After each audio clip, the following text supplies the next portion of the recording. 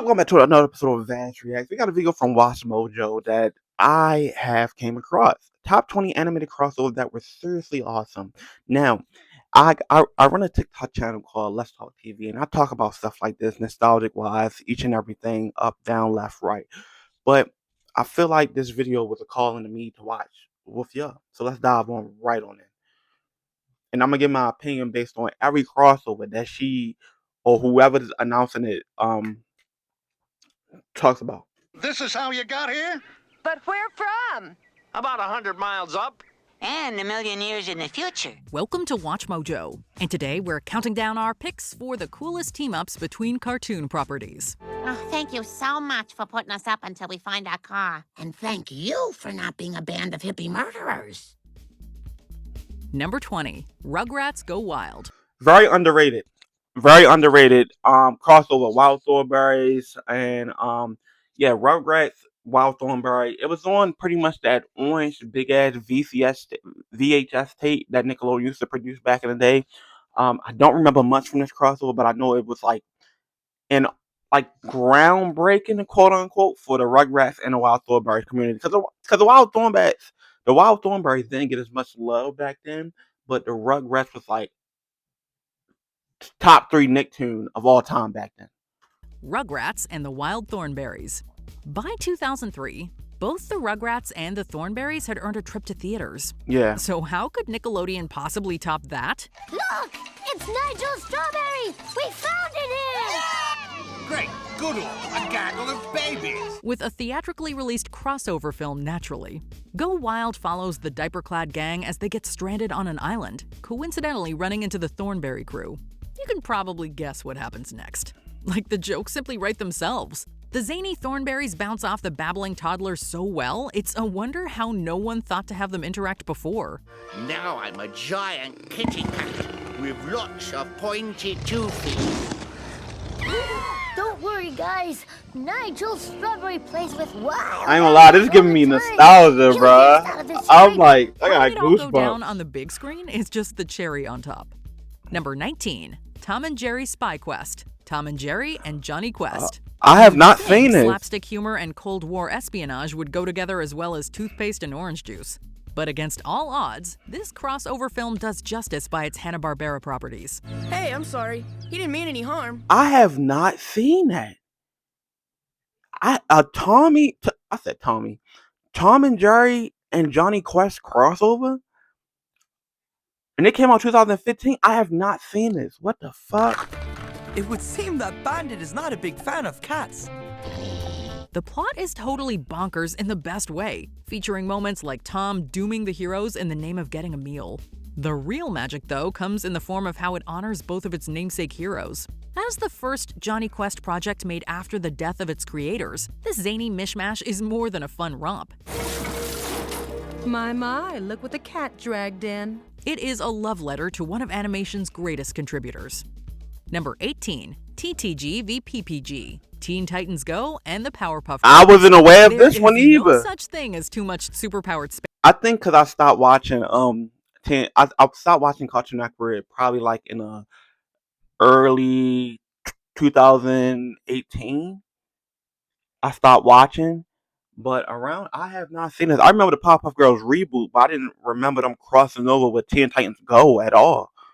Spandex. When the JV Justice League comes up against Sugar, Spice, and Everything Nice, fireworks and humor ensue. Thank heavens, the Powerpuff Girls. Who are the odd floating color-coordinated children? The Powerpuff Girls. That's right. How did you know?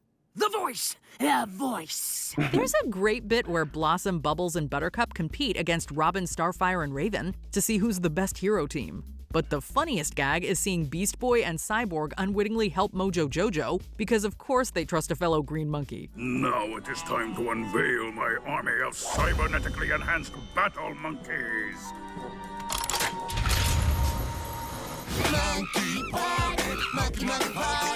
It all comes to a head with a delightfully silly conclusion that has us wishing the Powerpuff Girls Look at could sleep look over at Robin. Titan's Tower more often. Number 17, The Whole Show. Harvey Birdman, Attorney at Law. Okay, I've Everyone seen needs this. a lawyer on call Okay, for I definitely emergencies, seen and this. we do mean everyone. What happens when the Scooby Gang or Yogi Bear need legal representation? they call Harvey Birdman. Mr. Yogi, can you tell us the title of this book? Hey, I'm not much of a reader type. Well, no matter, just tell us the title. I, can't read. Every episode follows him defending Hanna-Barbera characters in the court of law. And yes, it's as insanely awesome as it sounds. We never tire of the revolving door of guest stars, especially since each case finds clever ways to wink at the original series. What is that? That? That's the jury. I don't think so. Much better. If courtroom dramas aren't your speed, Attorney at Law is actually a spin-off of the equally great Space Ghost Coast to Coast, which Love puts Space cartoon Ghost Coast to characters Coast. in a late-night talk show. Number 16, Future Shock, Static Shock, and Batman Beyond.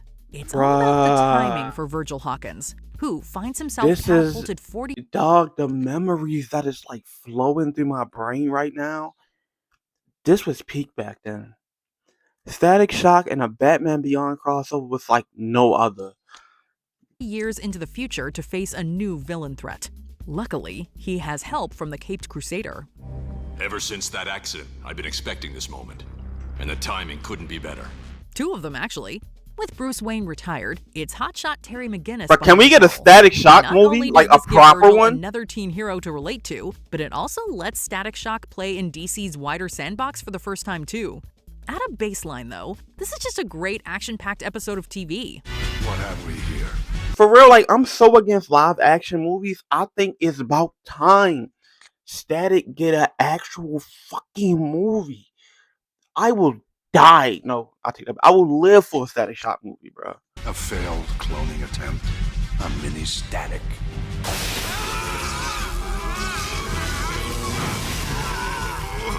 Yeah, mini all right.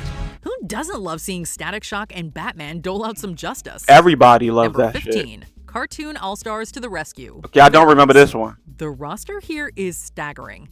You've got the Smurfs, you've got the Chipmunks, you've got Looney Tunes. You want more? Okay, how about Alf, the Muppets, and the Teenage Mutant Ninja Turtles? Still not satisfied? Fine, it's even got Winnie the freaking Pooh. Oh my goodness. What the fuck? Disney allowed this? Am I? What could possibly warrant such a massive collection of iconic animated... What's them books? What's them books? Oh, fuck, what was them books? Like, when you go in the back, it's like a bunch of random characters on the back. It's like a yellow book you used to read in elementary school. If you know what I'm talking about, leave it in the comments. Heroes? Well, they're all gathered to fight substance use disorder. Okay, full disclosure, this is definitely one of those after-school specials all about making good choices. Oh, it's a PSA. But its intentions are good, and quite frankly, seeing all these characters together is worth the price of admission on its own.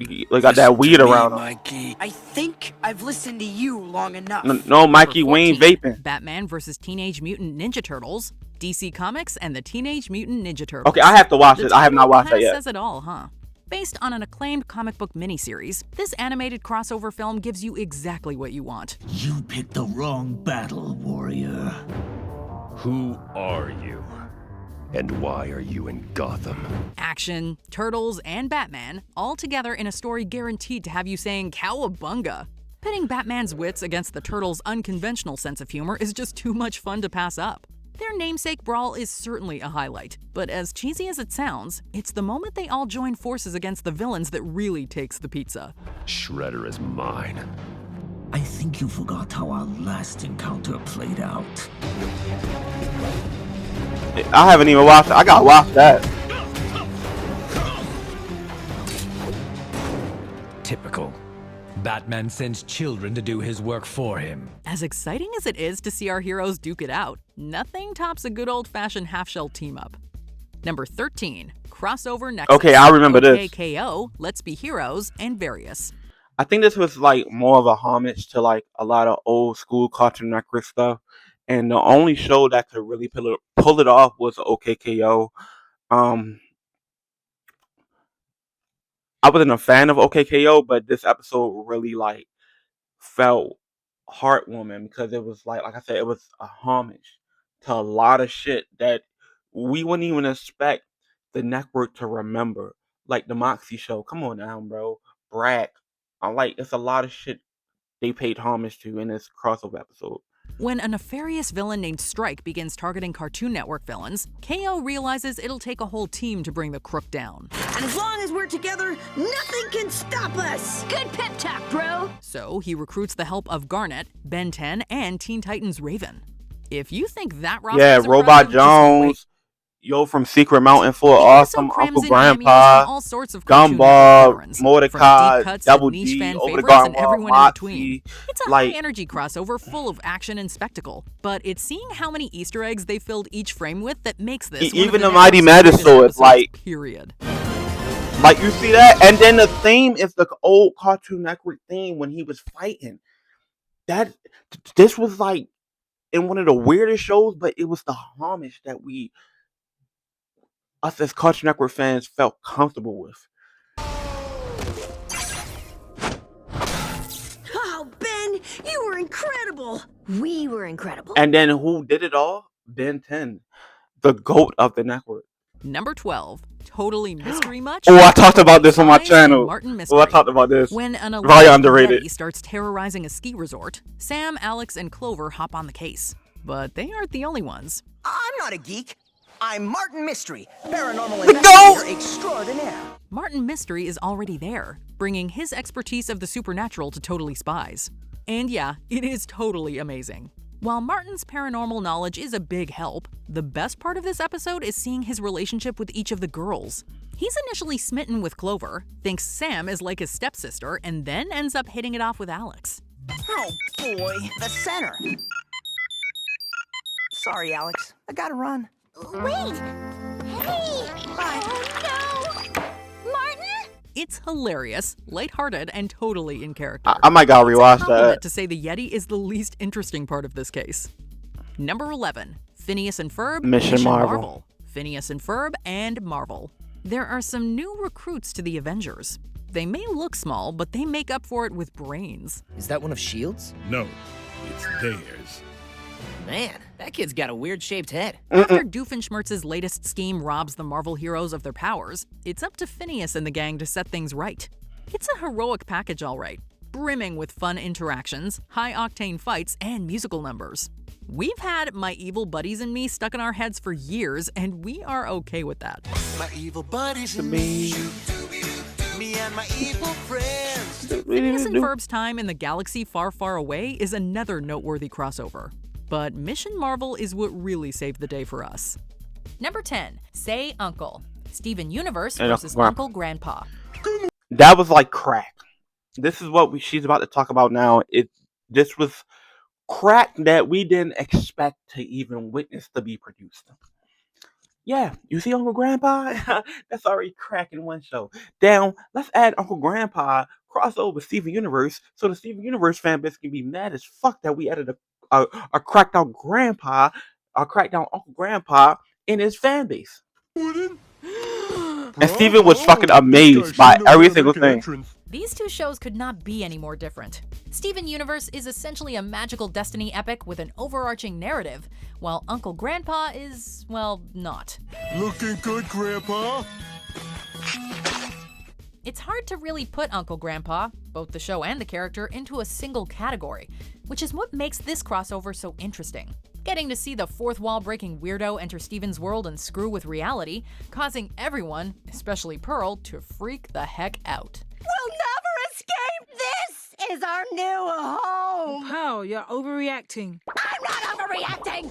It was a delight that even hardcore Steven fans could enjoy, since at the end of the day, Say Uncle was just a fun April Fool's Day crossover, and is not part of the Steven Universe canon. Oh my gosh, Uncle Grandpa! You're really here? I can't believe it! So filler. I mean, I literally can't believe it. How is this even possible? Don't worry, bro. None of this is canon. Number 9. Sir- The acknowledgement is crazy.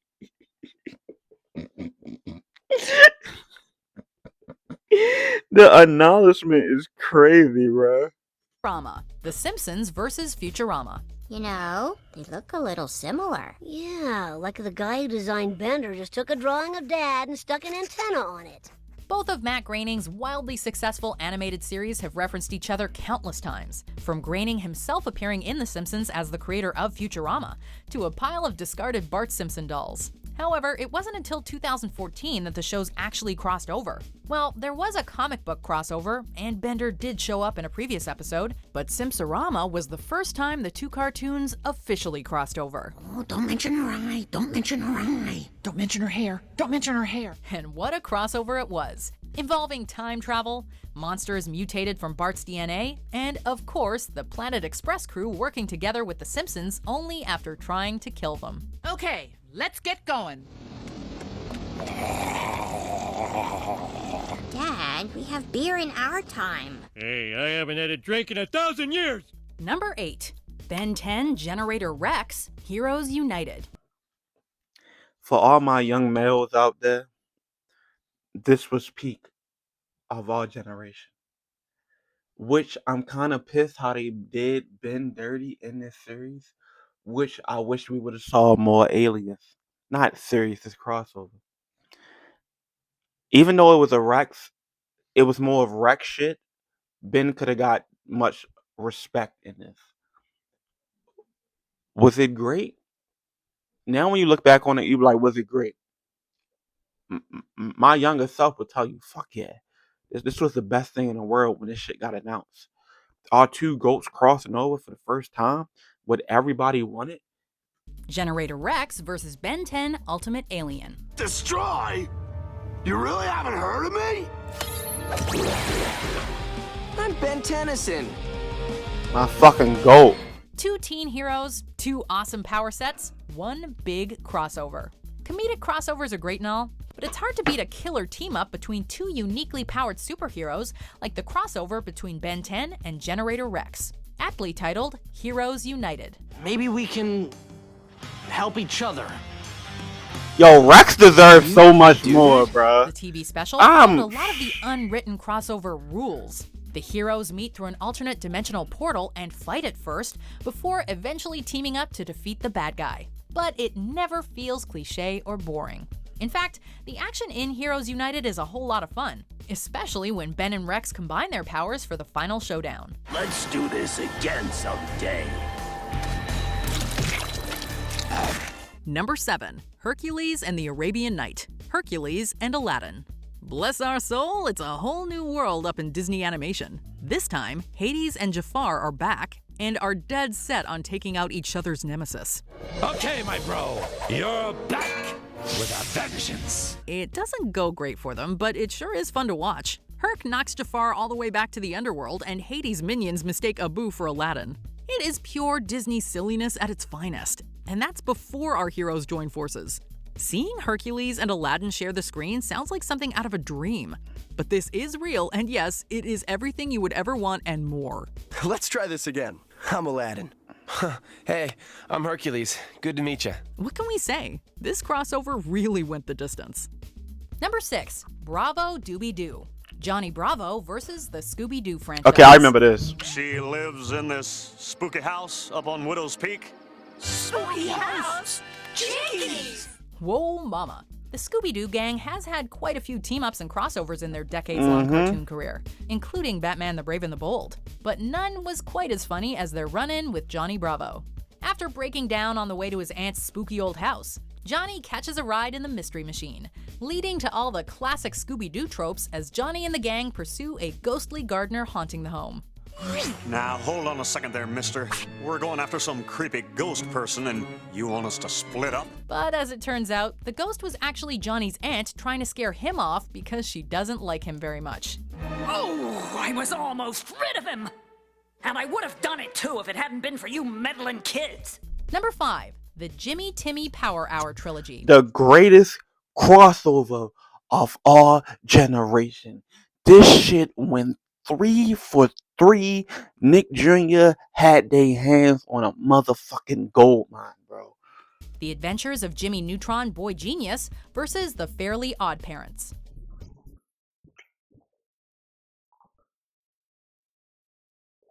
What happens when magic and science collide? You get the Jimmy Timmy Power Hour, an ambitious and unlikely crossover between Jimmy Neutron and the Fairly Odd Parents.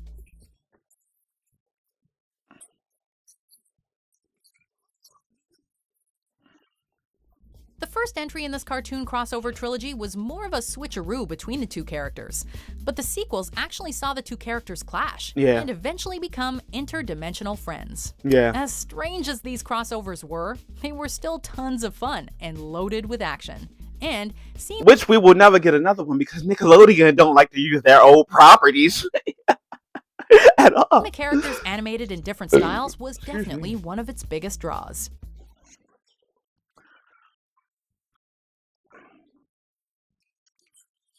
Minute.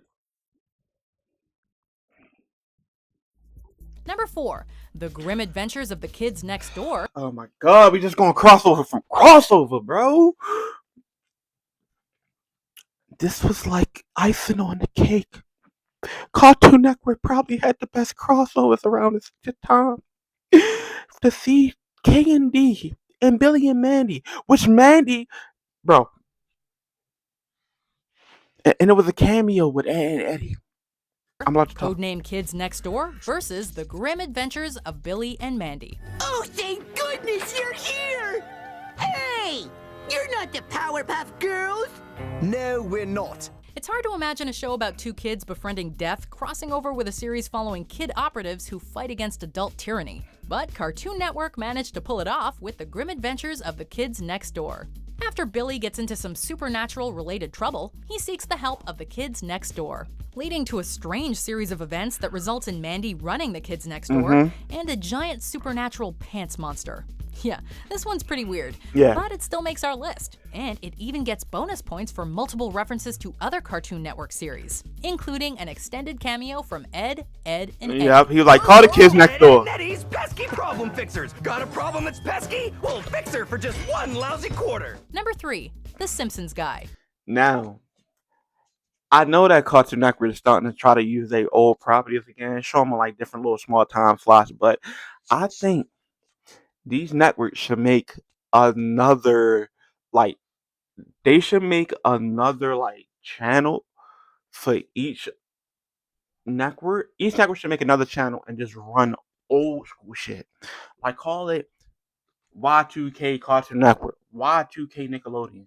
Bro, it will ratings through the roof. The Simpsons Guy, same thing with this one. One of the most anticipated crossovers of all time.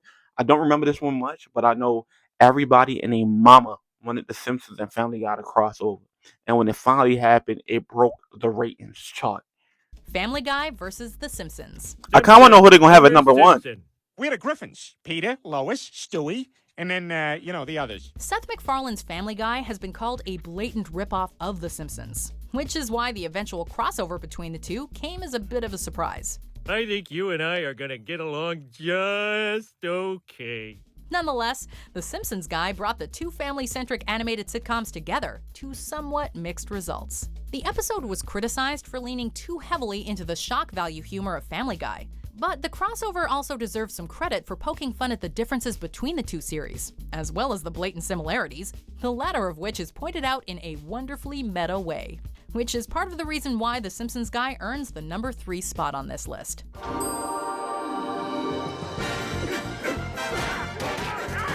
Hey, that's no fair. I don't got none of them. Rufus, Lilo and Stitch the series versus Kim Possible. Okay, I remember this one too. Written all over it. It's. Someone tell me number 1 is going to be The Sweet Life on Deck. It's going to be The Sweet Life on Deck, Wizard of the Waverly Place, and Hannah Montana crossover. It's. Of all the unlikely crossovers on this list, this one definitely takes the cake. Seriously, who would imagine that Kim Possible would ever show up in the world of Lilo and Stitch? Nobody. What's the sitch? No, who's Stitch? No. What's the sitch? It's like a catchphrase. Stitch isn't a catchphrase. He's my friend. Even weirder, this was just one of 4 other crossovers with Lilo and Stitch. The others being Recess, The Proud Family, and American Dragon Jake Long. Crazy, right? But as strange as this crossover was, it was still a ton of fun, following Lilo as she calls upon Kim Possible's services to help rescue Stitch from Draken's clutches. All right, Lilo, let's blow this clam bake. No! Wait! Go! Before we continue, that's when Disney used to appreciate their shows. This is when, how can I say? This is when Toon Disney was at its peak, and Jetix was still a thing. when Disney felt like, hey, we can't throw it on the main channel. Let's throw it on our sister channel, and to be able to bring in a broader audience.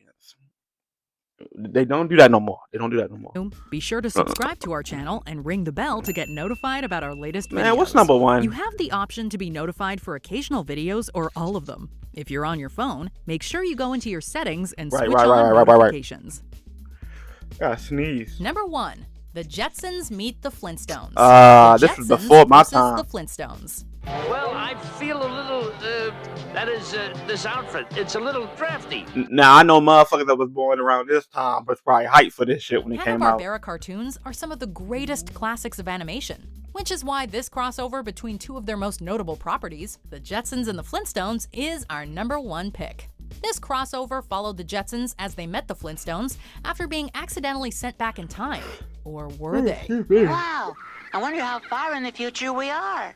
Or where we are. On top of being a great crossover, this TV movie also contributes to the dark theory that the Flintstones takes place after the Jetsons. Their primitive technology and prehistoric-looking society being a result of the pollution and radiation implied by the future of the Jetsons.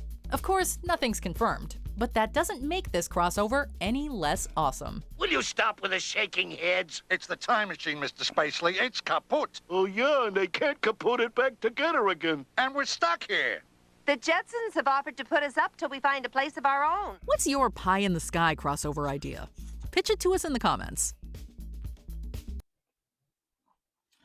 Now, my crossover idea that I would want to happen, and I know it's going to be a long shot, Adventure Time and Regular Show. I feel like that's a crossover waiting to happen. Having Finn and Jake meet Mordecai and Rigby, adventure with them, or put it like this. Let me see, how can I put it? Mordecai Rigby did some dumb shit. Well, technically, because Flapjack is like part of the Adventure Time universe. But put it like this: if Mordecai and Rigby did some stupid shit, right, that caused them to summon the Lynch, that's when Finn and Jake found a way to go to the regular show universe, and yeah. But I kind of agree with this list. Probably like.